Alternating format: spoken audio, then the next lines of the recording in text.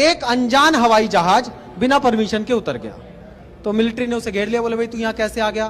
बोला जी मेरा फ्यूल खत्म हो गया था, मेरा ईंधन खत्म हो गया था, मुझे इमरजेंसी लैंडिंग करनी थी, यहाँ पे रनवे था, मैंने लैंड कर लिया।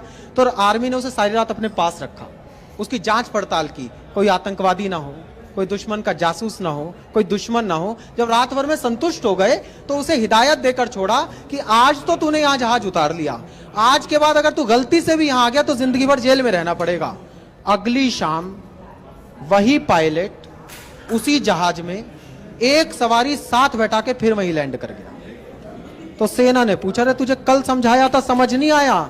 अब उसका दर्द अगर आपकी आंखों में तैर जाए तो आपकी आंखों को छलछलाते देखना चाहता हूं। सेना ने कहा तुझे कल समझाया था, समझ नहीं आया?